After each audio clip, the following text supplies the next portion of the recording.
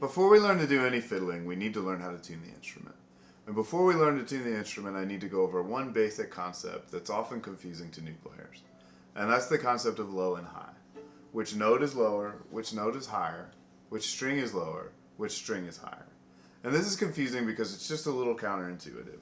This string, because it's closer to the ceiling or closer to up, people often think is the top or the highest string. And it's actually the lowest, because the concept of low and high follows pitch, not placement. This lowest note is a G, and we'll go a little further with that idea in a second. But while we're on the G string, let's talk about which notes are lower and higher. As we play the G string, if we move in this direction, from the scroll to the bridge, we are ascending, or going from lower to higher. If we start with a note closer to the bridge and go down, this direction is down, we're descending, or going from higher to lower.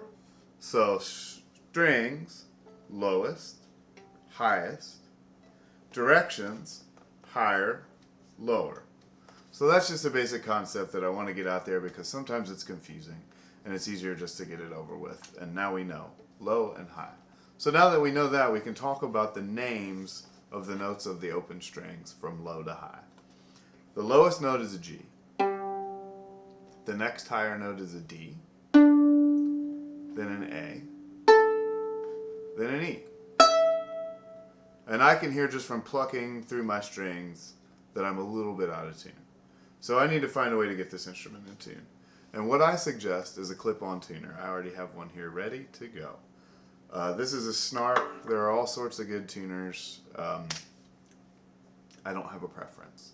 But I do prefer a clip-on tuner to an app on the phone. It's an option if you don't have a clip-on tuner yet to use an app so that you can keep up with this lesson until you get a tuner. But I find the clip-ons work better because they don't pick up outside noise.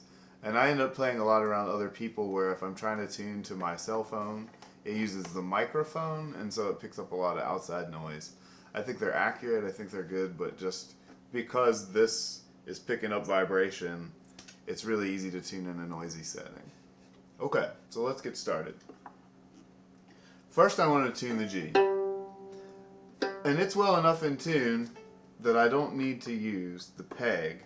I can tune it with the fine tuner. But for this exercise, I'm actually going to tune my fine tuners all the way out. And I'll explain that in a second. Let me just go ahead and do it. What I'm doing right now is tuning my fine tuners to the left so that they're all the way out, and I'm actually going to go through tuning this instrument. The reason I'm doing this is because this is another common mistake. People will often tune these fine tuners all the way in, and now with this bridge it's not a problem, or tailpiece, excuse me. With some tailpieces, if you tune that fine tuner all the way in, it's actually going to go into the body of your fiddle, and that's a problem. So I like to, when I'm, occasionally once a month or something, I'll try to tune those all the way out so I can keep up with them, and in tune kind of lands in the middle of the fine tuner, not with it all the way out or all the way in. Okay, so that's the fine tuners. Now I'm at an F. I don't know if you can see my tuner, but it's reading F. So I need to take my peg and tune that F up to a G. Seen a lot of people struggle with this. The pegs are a little tricky and they can slip on you. What I like to do is apply a little pressure constantly while I'm tuning that peg up. So I'll actually take the peg not like this, but I'll take my finger in so my thumb is pointing in towards the box of the fiddle. So my thumb's pointing in, and then I'm going to apply a little bit of pressure like a corkscrew and corkscrew that peg into the box. Now I'm not pushing hard. I don't want to break the box or the peg, but I'm just keeping a little bit of constant pressure on and keeping an eye on my tuner so that I get close to a G. And that's pretty right on, but I'm going to take my fine tuner and just make sure. And then I'll go through and do that for the rest of the strings. My D's reading a C sharp right now, so I need to go up a half step. So again, I've got my thumb on the peg. I'm corkscrewing a little bit to hold tension. And I'm tuning that up to a D. And I overshot it a little bit. Now, one trick that I've been taught along the way, and I don't know if there's any value to this, but I've heard that it's easier to catch the correct tuning coming from a lower note to a higher note. So right there, I kind of overshot the D. So I'm actually tuning it back down to come up into tune. And I'm there. Now to the A. Same idea, other side. The strings go around the box. So G, D, A, E. So now that I'm onto the A, again, holding with my thumb, pointing into the box.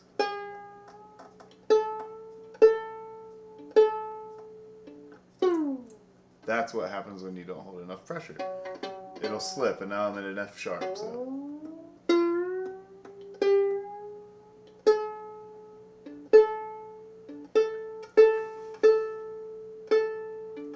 That's a pretty good A. Now this is a D sharp, so same thing. Corkscrew, gonna tune it up a half step.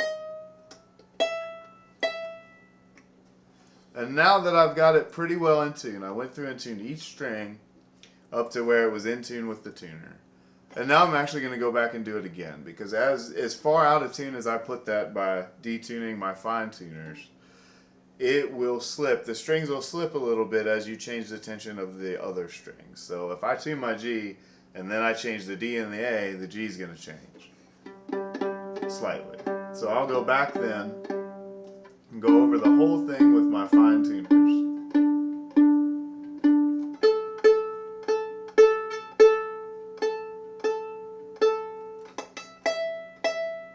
Until I'm in tune. And that's good for me. That's usually how I tune. I like to pluck tune. I've seen a lot of people tune, actually hold the instrument and there's a whole thing you can do like this where you're bowing and tuning at the same time. But as good as the modern tuners are, I don't find that it's necessary. Another trick that I picked up along the way that I will impart because I think it's important and it works. It's been said to me that the G is a little flat, should be a little flat, and the E should be a little sharp to a tuner. And I don't know why this is. I don't know if it's honestly true, but to my ear, I agree that if I tune my G a little bit sharp and my G slightly flat and my E slightly sharp, that the instrument is closer to being in tune.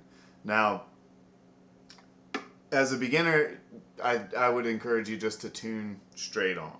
But as you tune more, if you come back to this lesson, eventually just kind of think about, hey, is that right? I think that would be good for comments, or maybe we'll talk about that in the discussion. Is this something that works, or is this just kind of a superstition thing?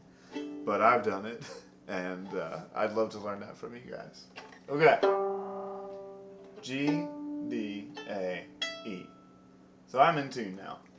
And I will go and I like to use my ear after I use the tuner, but again, if you're just starting out, I'd say, let's just stick with the tuner for now. So that's the basic tuning. G, D, A, E. So once we got the instrument in tune, now we need to figure out what to do with the bow. And I'll take it down to start from the beginning. So, with the bow, you want to tighten the bow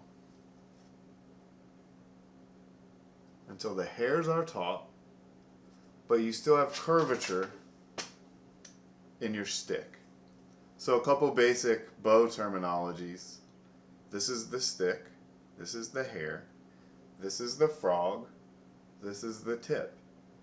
Don't touch the hair because you'll get your oils from your fingers on and it'll be harder for the hair to take rosin.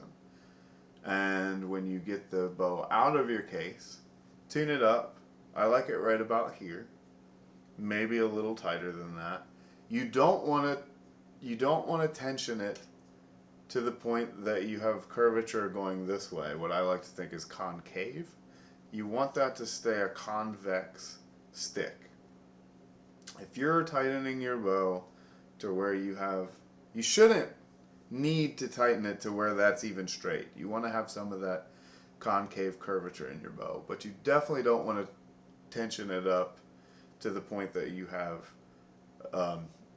curvature going in this direction. So once you're up to here, the only other thing you need to do is rosin the bow. Now there's a lot of conversation about tension and rosin, and in the beginning this is pretty confusing.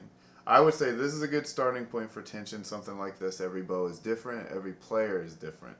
For rosin, I'm not particular at all about rosin. Some people are. You'll find things that work for you as you try more and more things.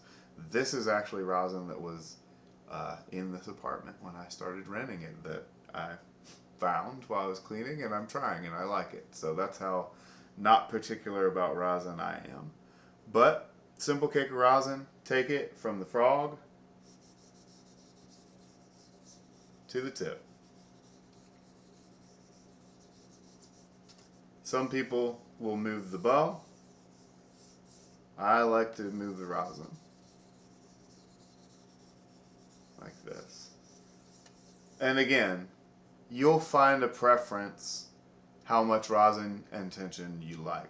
And that just takes time. I still feel like, after playing for 10 plus years, I don't feel like I've come to an exact science of how much rosin I like or how much tension. I'm constantly changing that and wondering what's right. But you need some rosin to be able to make a sound.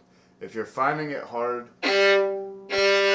to pull a sound out of the string, it's very likely that you need more rosin. Now, once you've done that, the other thing that you need to know about the bow is that when you're ready to put the fiddle back in the case after a nice long session of practicing or performing, you need to take the tension off the bow. And so I take it down. You can see that hair's pretty loose there.